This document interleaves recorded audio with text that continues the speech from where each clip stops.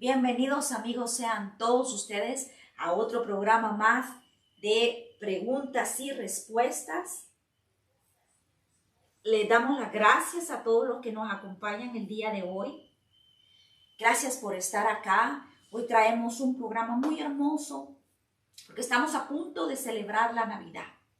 Pero en realidad, ¿qué es lo que celebramos? Porque nos metemos tanto en la alegría de las luces, de la decoración, de los regalos, de Santa Claus, tanta cosa que hemos venido, tanta tradición que hemos venido trayendo año tras año en nuestra vida. Nacimos en esas tradiciones, las luces y todo, pero de verdad sabemos qué es lo que celebramos en esta Navidad, qué es lo que la verdadera razón, el verdadero porqué de que nosotros celebremos un día específico en este año o cada año, qué es lo que celebramos nosotros. El día de hoy traigo para ustedes un programa en el que vamos a hablar acerca de eso, de cuál es la verdadera razón.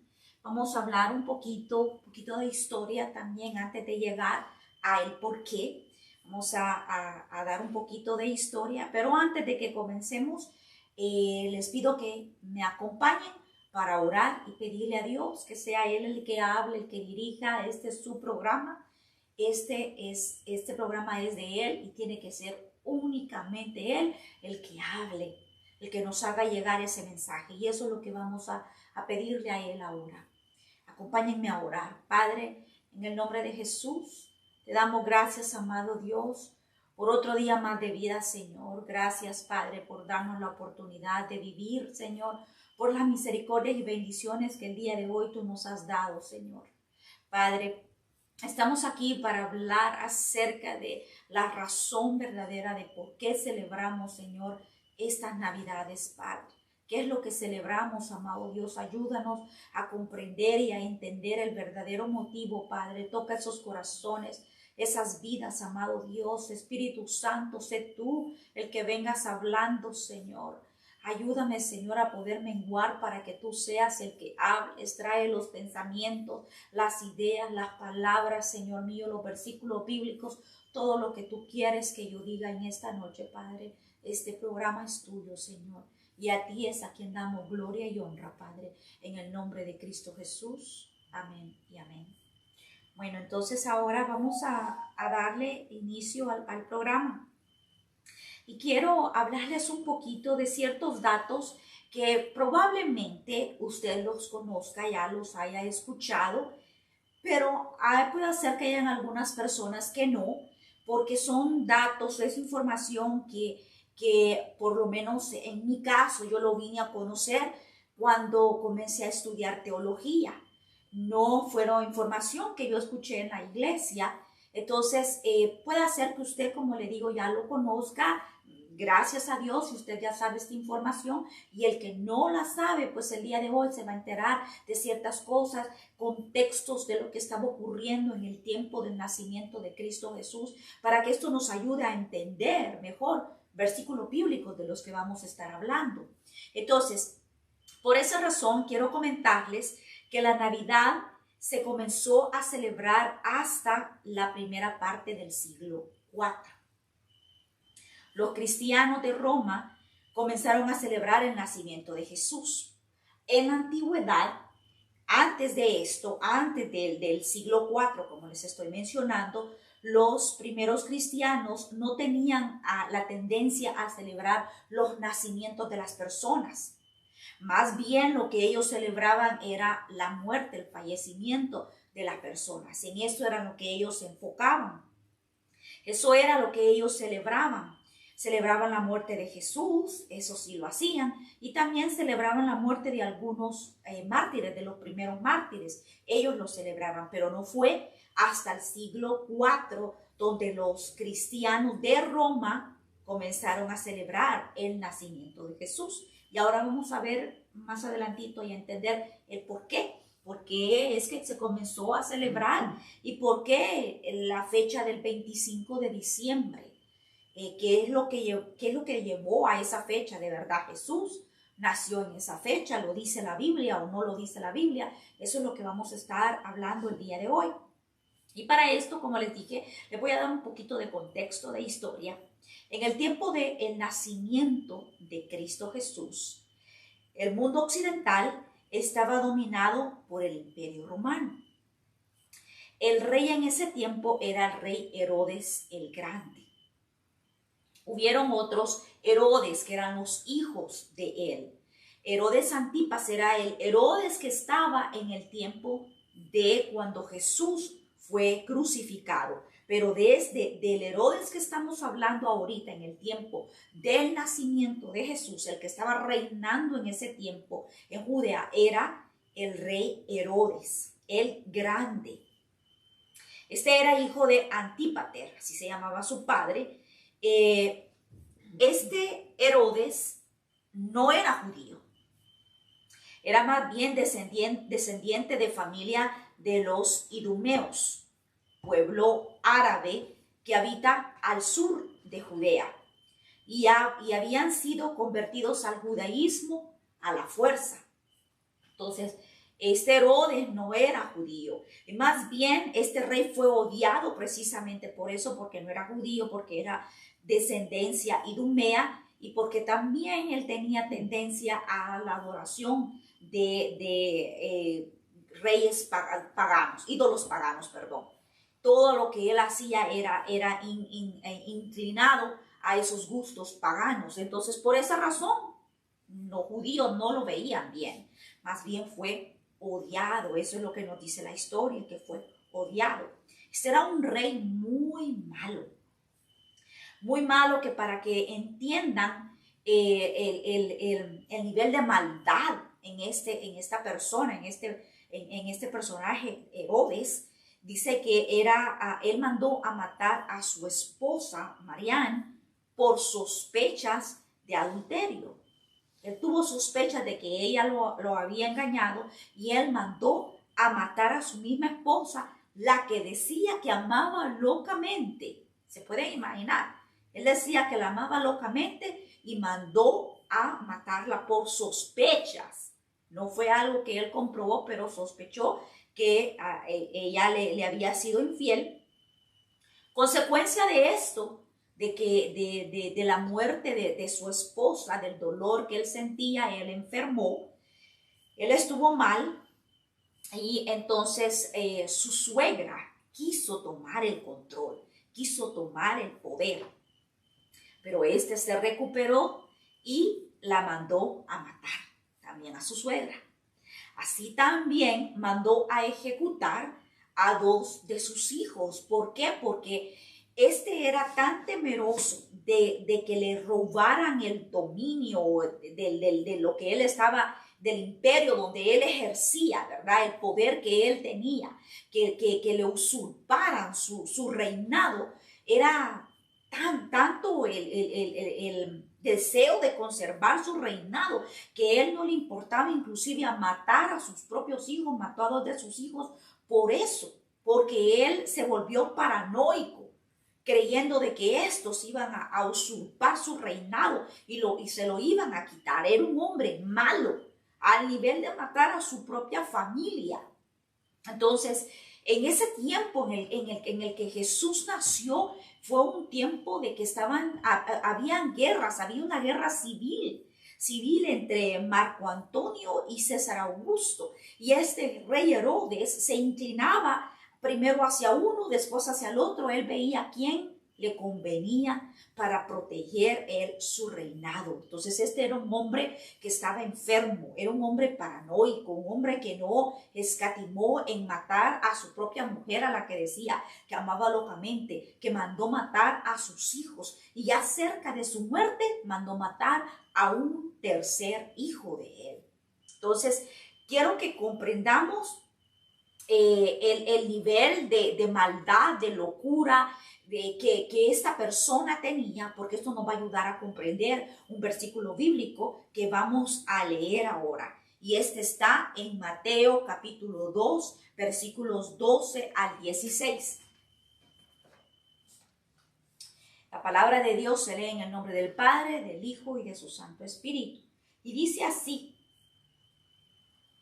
pero siendo avisados por revelación en sueños que no volviesen a Herodes, regresaron a su tierra por otro camino. Aquí está hablando que a José y a María se les avisó que no volviesen, ¿verdad? Por revelación, un ángel les reveló que no volviesen por el mismo camino. Y el versículo 13 dice, y el encabezado dice, matanza de los niños. Dice el versículo 13: después que partieron ellos, he aquí un ángel del Señor apareció en sueños a José y dijo: levántate y toma al niño y a su madre y huye a Egipto y permanece allá hasta que yo te diga. Porque acontecerá, vea lo que va a pasar, que Herodes buscará al niño para matarlo. Y él, despertando, tomó de noche al niño y a su madre y se fue a Egipto y estuvo allá hasta la muerte de Herodes, para que se cumpliese lo que dijo el Señor por medio del profeta, cuando dijo: de Egipto llamé a mi hijo. Entonces, aquí vemos en estos versículos que acabamos de leer, y se recuerdan que se ha hablado siempre de esto, de cuando Herodes, el rey Herodes, mandó a matar a todos los niños. ¿Por qué? Porque recuerden que aquellos magos llegaron donde él y le dijeron que ellos iban camino a adorar al rey de los judíos. ¿Se imaginan? Siendo el rey, estando paranoico, matando a su propia familia por temor a que alguien usurpara su reinado, cuanto más cuando escucha que aquellos magos venían camino a buscar al rey que había nacido. Y esto ya lo sabían porque por profecías anteriormente los profetas habían hablado de que iban a ser un rey, que iban a ser el salvador del mundo. Recuerda, esto se sabe desde Génesis, cuando el Señor le dice a la mujer que va a poner enemistad entre la simiente de la mujer y la de la serpiente. ¿Recuerdan eso? Entonces ya el Señor había dicho desde antes, y los profetas lo habían dicho, que un salvador iba a nacer, que el Señor Jesús, un rey, iba a venir a salvar al mundo. Desde entonces Satanás estaba avisado que un día del vientre de una mujer iba a nacer el Salvador, iba a nacer el rey, iba a ser el que lo pisoteara, el que gobernara, el que pusiera a la muerte en su lugar. ¿Recuerda? Eso es lo que el Señor había ya dicho desde antes y los profetas lo venían anunciando. Entonces, cuando este rey Herodes escucha que hay un Salvador, que ya nació ese rey del que se había venido hablando, entonces por esa razón es que este rey Herodes manda matar a todos los niños menores de cierta edad, menores de 2 años. Entonces, lo que leímos anteriormente era para que comprendiéramos lo que estaba ocurriendo en este tiempo, en el tiempo en el que nuestro Señor Jesucristo nació aquí en la tierra. Ahora, sus padres se fueron y huyeron, ¿verdad?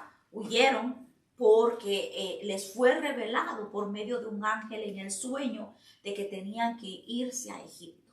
Ahora comprendemos la situación que estaba viviendo aquel lugar, aquella Judea, aquellas tierras en ese tiempo. Una lucha por el gobierno, una maldad, cuando ya el diablo ya estaba advertido de que el Salvador iba a nacer. Pero el nacimiento del Señor Jesucristo no fue un acto que iba a pasar desapercibido.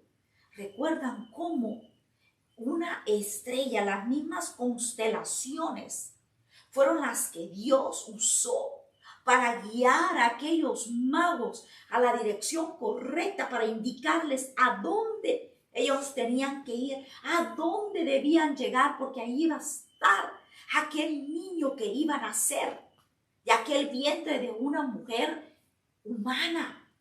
Pero su nacimiento no fue normal, fue sobrenatural, porque ese vientre fue concebido por el Espíritu Santo. La semilla que fue sembrada en el vientre de aquella mujer natural, aquella que tenía carne humana, fue sembrada por el Espíritu Santo, no fue algo natural, algo normal, como el nacimiento suyo o el mío.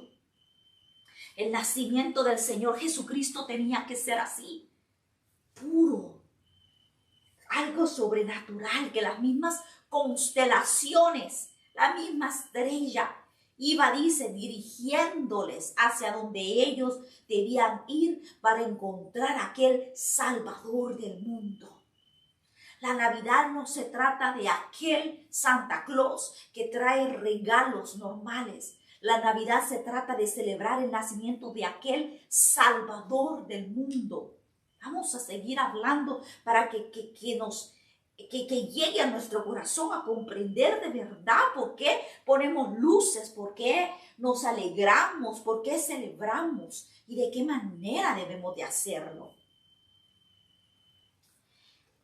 La fecha del nacimiento del Señor Jesús no se conoce con exactitud. La Biblia no dice con exactitud una fecha, un día, no lo dice, pero sí nos da una idea de cuándo el Señor Jesús nació. Y eso lo vamos a estar leyendo siempre en Mateo, en el mismo capítulo 2, pero nos vamos a ir al versículo 1 y dice así. La visita de los magos, dice el encabezado. Cuando Jesús nació en Belén de Judea, en día del rey Herodes, vinieron del oriente a Jerusalén unos magos. Vea que aquí no dice reyes. Estos no eran reyes, como nosotros lo creemos, que hasta se celebra el día de los reyes. No eran reyes, estos eran magos, así lo dice la Biblia, diciendo, ¿dónde está el rey de los judíos que ha nacido?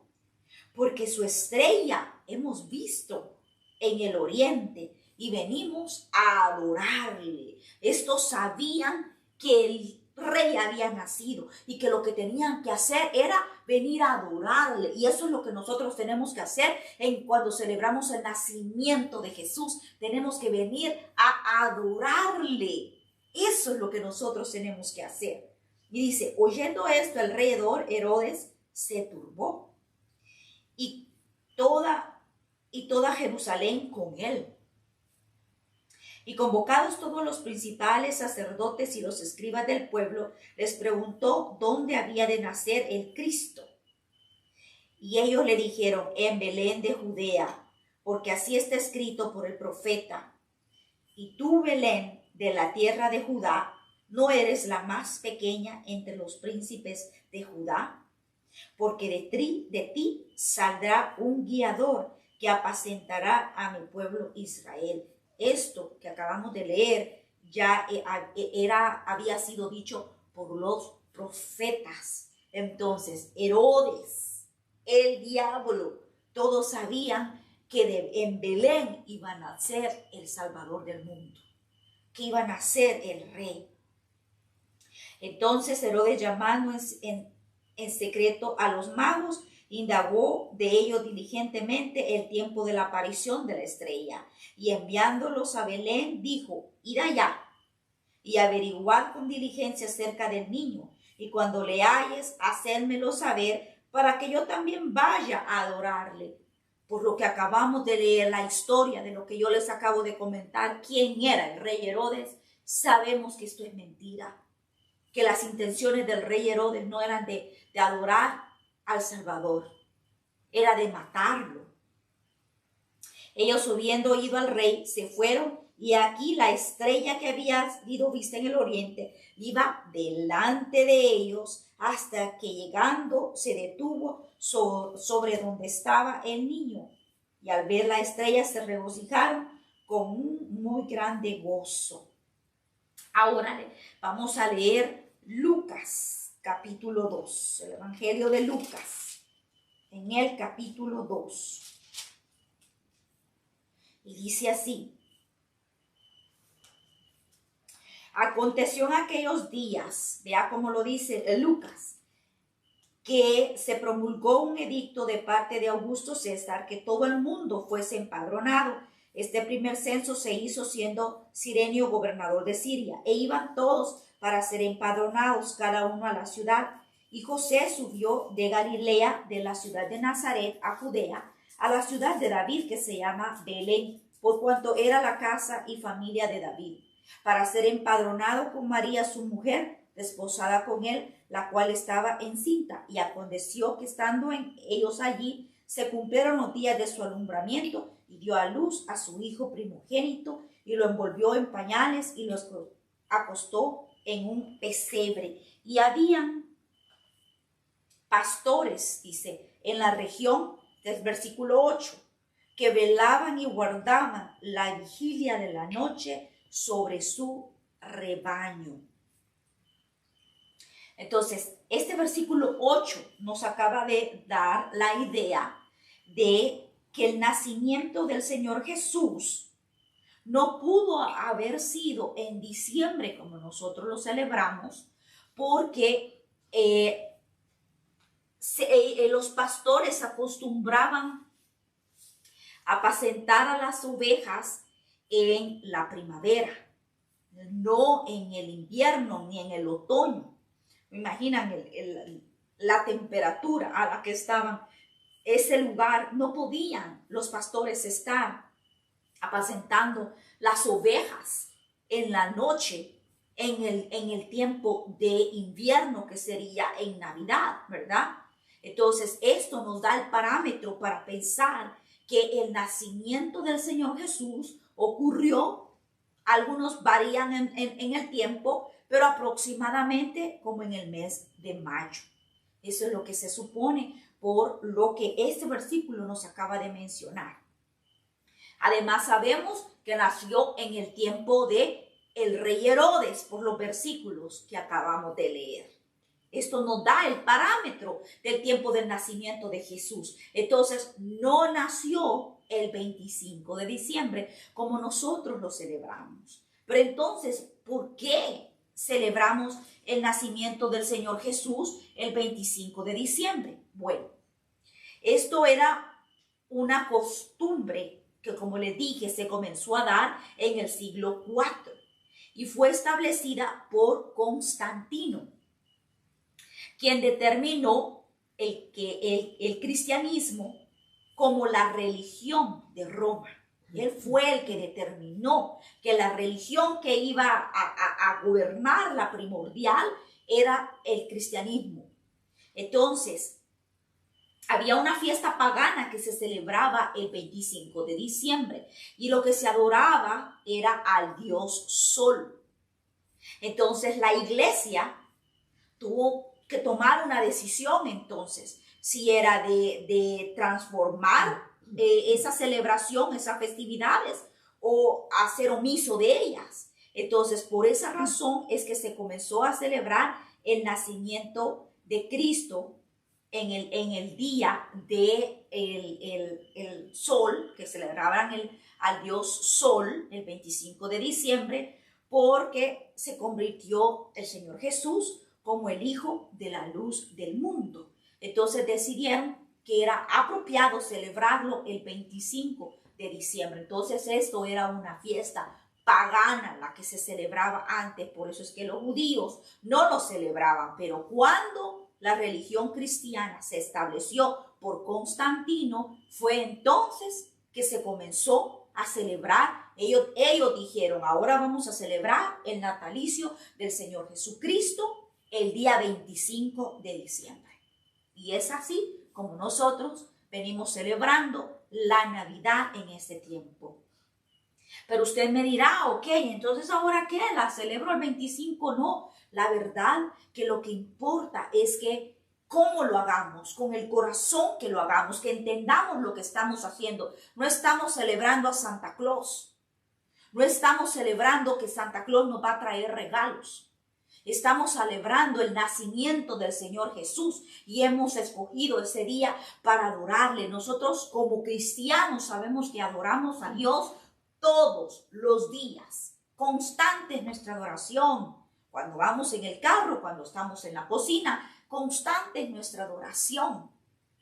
Pero que escojamos un día para celebrar el nacimiento de aquel ser que nos ha devuelto la vida, por supuesto que está bien, que celebremos, pero que lo hagamos de la manera correcta. No vamos a venir a celebrar con las cervezas en la mano el nacimiento del que nos ha salvado y librado de pecados. Entonces también tenemos que nuestro Espíritu Santo que está en nosotros, que nos guíe a la manera de celebrarlo.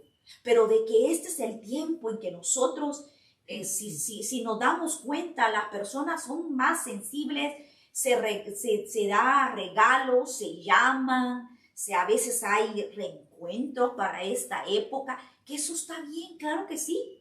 Claro que sí. Entonces nosotros debemos de hacerlo con el corazón correcto, que sea en el corazón agradeciendo que el nacimiento del Salvador, Dios había anunciado ya que un día iba a venir y nacer el Salvador del mundo, el que nos iba a devolver la vida, el que nos iba a librar de pecados. Y eso es lo que nosotros celebramos. Ahora quiero que leamos, ya que sabemos la historia, ya que sabemos por qué celebramos el día 25, ahora vamos a Juan, capítulo 1, versículos 1 al 4. Y dice así: el verbo hecho carne. Prestemos atención, hemos oído muchos estos versículos, pero quiero que hoy, que estamos hablando del nacimiento de Jesús, pongamos nuestro corazón a este versículo que vamos a leer. En el principio era el verbo, y el verbo era con Dios, y el verbo era Dios. Este era en el principio con Dios. Todas las cosas por Él fueron hechas, y sin Él nada de lo que ha sido hecho fue hecho. En Él estaba la vida, y la vida era la luz de los hombres. Estamos hablando de Cristo, que Cristo era el verbo, que Cristo era Dios, que Cristo es la divinidad. Podemos imaginarnos la divinidad. Cristo, aquel que estaba allá en el cielo y que tenía por estrado el mismo cielo, esa inmensidad de cielo, lo tenía por estrado. Aquel que dice la palabra, no lo digo yo, lo dice la palabra, que tiene por carroza las nubes.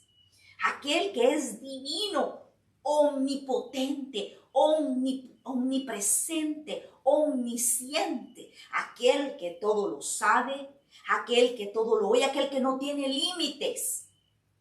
Aquel que no estaba limitado al tiempo. Vino aquí a la tierra en la simiente de aquella mujer carnal, porque era carne, que era una mujer virgen, sí, escogida por Dios para semejante tarea. Se imagina dar a luz al Salvador del mundo. Vino a este mundo donde hay tanta perdición, donde hay tanta pobreza, tanto pecado, pudiendo él vivir en un palacio, en un castillo como el rey Salomón vivió, en aquellos lujos, que aquellas paredes eran de mármol. Se imagina el lujo que tenía el palacio del rey Salomón, Nabucodonosor, cómo era su reinado, aquellas belleza de templo, de reino que tenía. Pudo haber venido el Señor Jesucristo de la misma manera, mas sin embargo Él decidió venir aquí a esta tierra, ahora limitado por el tiempo, ahora sí, porque iba a tener un tiempo de vida porque tenía que morir. El plan de Dios no era que muriera simplemente, sino que resucitara, porque si no hubiese resucitado, entonces, ¿qué sería lo que nosotros creeríamos? ¿Por qué estuviéramos aquí? Estamos aquí porque el Señor resucitó. Ese es el verdadero motivo por lo que Él vino aquí, porque Él resucitó y nos dio la vida. Pero imaginémonos ese ser divino que no tenía por qué haber venido aquí a padecer, a vivir, porque Él padeció. En el tiempo que Él estuvo aquí como hombre, padeció también. ¿O qué cree que cuando anduvo en el desierto no padeció fríos? Él no tenía una morada, no tenía un palacio como el del rey Salomón. Él andaba de lugar en lugar, llevando y sirviendo a la gente, sirviendo el rey, ese rey divino, ese rey infinito, ese rey que hizo que el mar se abriera, ¿verdad? Ese rey que hizo que los muros se cayeran solo con las voces, con los gritos de aquel ejército, de aquellas personas. Ese que mandó las plagas, que hizo que las aguas mismas se convirtieran en sangre. Dígame usted si Él no podía convertir aquella comida humilde en la que Él siempre se regocijaba en manjares. Lo pudo haber hecho, pero no lo hizo. Él vino a sufrir, a padecer hambre. ¿O que cree que no sudó las caminadas que Él daba para poder llevar el evangelio? Porque cada cosa que el Señor Cristo hizo y quedó plasmada aquí, ha sido para darnos a nosotros las instrucciones, la enseñanza, para que nosotros comprendamos la manera en que nosotros debemos de vivir y seguirle, imitarle. Todo lo que el Señor hizo, todo lo que el Señor dejó. Este libro, todo, desde Génesis hasta Apocalipsis, es inspiración de Dios, no de hombres. El Nuevo Testamento, en el que el Señor Jesucristo anduvo en la tierra y padeció y sufrió, todo lo hizo por nosotros. Todo lo hizo siempre pensando en nosotros. Ahora, ese ser divino, ¿se imagina que ese ser divino que le habló a Job por un torbellino, cómo no podía haber hecho que en aquel momento de la crucifixión, cuando Él iba en el Calvario, cuando Él iba caminando, yendo a ser crucificado, cuando Él estaba exhausto, que ya no podía con esa cruz que iba cargando y cayó? Él pudo haber llamado a los ángeles, un vallado de ángeles, a que vinieran y la recogiesen y la llevasen ellos. No lo hizo. ¿Por qué no lo hizo? Jesucristo pudo haber hecho que aquel que le agarró y le daba latigazos, que su misma mano se le cayese o algo pasase para que Él no tuviera que padecer. El Señor sintió cada latigazo. O si no, recuerden aquellos versículos bíblicos, creo que lo tengo acá, en donde el mismo Señor en el último momento, cuando dio su último respiro, le dice al Padre que por qué le había abandonado. Dice, a esa misma hora Jesús gritó con fuerza, Elí, Elí, lema sabactini, es decir, Dios mío, ¿por qué me has abandonado?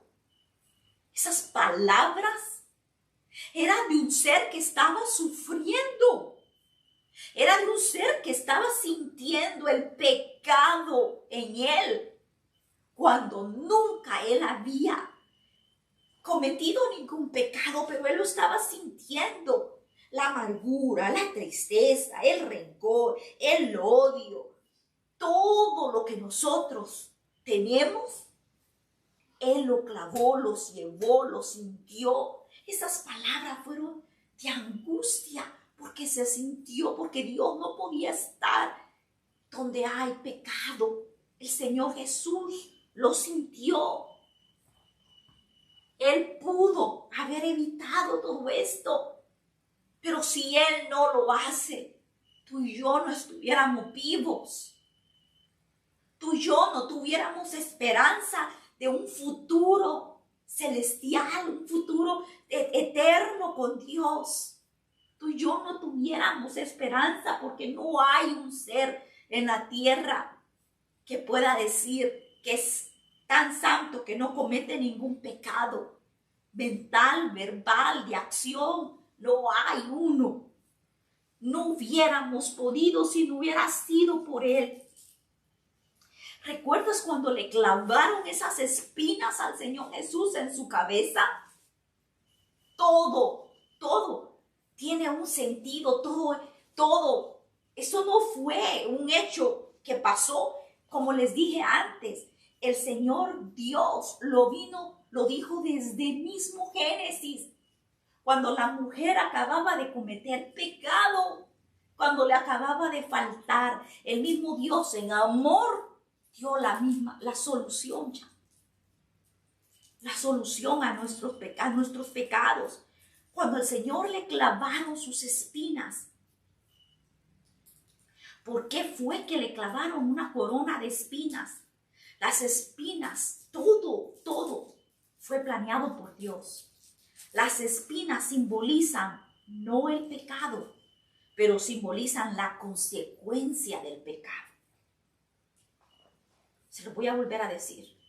Las espinas que le clavaron al Señor Jesús no simbolizan el pecado, pero la consecuencia del pecado. Después del pecado de Adán y de Eva, Dios maldijo la tierra.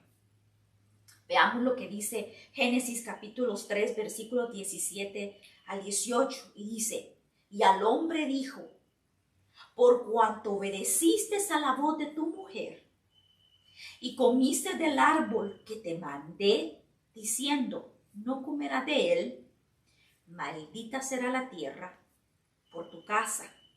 Con dolor comerás de ella todos los días de tu vida. Y dice el versículo 18, espinos y cardos te producirá y comerás plantas del campo. Ese versículo nos está diciendo que los espinos, las espinas representan la consecuencia del pecado que había cometido Adán y Eva. Entonces, cuando el Señor Jesús fue coronado con esa corona de espinas, que la sintió cada una de ellas sumergirse en su frente porque comenzó a sangrar, no era que porque era también un ser divino, no estaba sintiendo cada espina que representaban la consecuencia de nuestro pecado. ¿Cuál es la consecuencia? El fruto del pecado. Así como hay un fruto del Espíritu, también hay un fruto del pecado. ¿Cuál es esa? Vergüenza, miedo, deshonra, desaliento, ansiedad, tristeza. ¿O no nos pasa eso cuando cometemos un pecado? O la consecuencia del pecado no nos da tristeza, no nos da vergüenza, no nos da deshonra, no nos da frustración, no nos da culpa. Sí, ¿verdad? Entonces, esa es la consecuencia del pecado. Mateo 7:17 dice, por sus frutos le conoceréis. ¿Acaso se recogen uvas de los espinos o higos de los abrojos? Así todo el buen árbol da buenos frutos, pero el árbol malo da frutos malos. Esas espinas representaban la consecuencia de nuestro pecado, incrustadas en la frente del Señor Jesús. Ahora quiero que leamos Colosenses capítulo 2, versículo 14. Y presten mucha atención a este versículo. Y dice así, anulando el acta de los decretos que había contra nosotros, que nos era contraria, quitándola de en medio y clavándola en la cruz. Ahora les voy a dar otra versión que dice: Dios anuló el documento de deuda que había contra nosotros y que nos obligaba. Lo eliminó. ¿Cómo lo eliminó? Clavándolo en la cruz del Calvario. Entonces, Jesús padeció todo esto para que nosotros pudiéramos ser, para que esa deuda pudiera ser pagada y eliminada por completo, sepultada, dice, hasta el fondo del mar. Dice que ahí quedaron nuestros pecados, clavadas en la cruz del Calvario. Cuando el Señor Jesucristo sintió aquellos clavos penetrar en su mano, Él pudo, con un mover de ceja, pudo haber hecho que ese hombre que quería clavárselo no lo hiciera, que muriera en el mismo instante, o algo pasara y no clavaran eso. Pero si Él lo hubiera hecho, porque poder tenía, si Él lo hubiera hecho y no hubiera dejado que esos clavos penetraran en su mano, que esa corona de espina no penetrara en su frente, o no padecer ese sufrimiento que padeció, tú y yo no tuviéramos un futuro eterno. Ni siquiera aquí en la tierra pudiéramos tener gozo, porque las cosas que el mundo da gozo, pero es pasajero. Nos sentimos gozosos en el momento, nos dan un regalo. Aquí tengo regalos. Nos dan un regalo. ¡Oh, qué hermoso! Nos alegra. Pero hasta ahí llegó. Hasta ahí llegó. Pero Cristo no trae regalos como estos. Lo que Cristo trajo fue salvación y vida eterna. Perdón de pecados.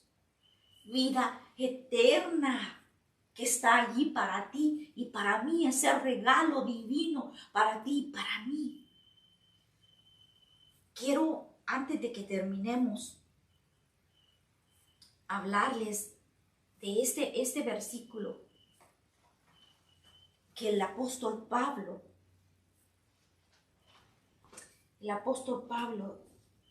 menciona. Y está en 1 Corintios capítulo 15, versículo 12. Dice: pero si se predica de Cristo que resucitó de los muertos, ¿cómo dicen algunos entre vosotros que no hay resurrección de muertos? Porque hay personas que piensan que no hay resurrección de muertos. Porque si no hay resurrección de muertos, tampoco Cristo resucitó. Y si Cristo no resucitó, vana es entonces nuestra predicación. Vana es también vuestra fe. Así que sabemos que Cristo fue crucificado en esa cruz y que nuestra fe no es vana, porque no solo murió, pero resucitó. Él está vivo. Él es un Dios vivo. Cuando tú le oras, el Señor te escucha, porque Él está vivo, reinando a la diestra del Padre. Ese verbo se hizo carne y nació un día por el vientre de una mujer, cuando una semilla sembrada por el Espíritu Santo se dio en el cuerpo de esa mujer y vino al mundo a nacer. Eso es lo que tú y yo celebramos en esta Navidad. No celebramos a Santa Claus, ni los regalos, ni el pavo, ni lo que nos vayamos a comer. Gracias a Dios que tenemos cena. Gracias a Dios que tenemos familia con quien compartirla. Gracias a Dios que tenemos un arbolito que nos decora y nos adorna. Pero el verdadero motivo de la reunión tuya y mía es para adorar y celebrar el nacimiento del Señor Jesús. Y los voy a dejar con este versículo. Juan capítulo 3, versículo 16. Y dice: porque de tal manera amó Dios al mundo, que ha dado a su Hijo unigénito, para que todo aquel que en Él cree no se pierda, mas tenga vida eterna. Ese es el regalo que Dios nos ha dado, mandando a su Hijo unigénito al mundo para dar su vida por nosotros. Así que les doy las gracias por habernos acompañado. Espero que hayamos aprendido el día de hoy algo y que pues este 25 de diciembre, 24 que lo celebramos algunos, recordemos el verdadero motivo del por qué estamos celebrando y demos gracias al Salvador del mundo.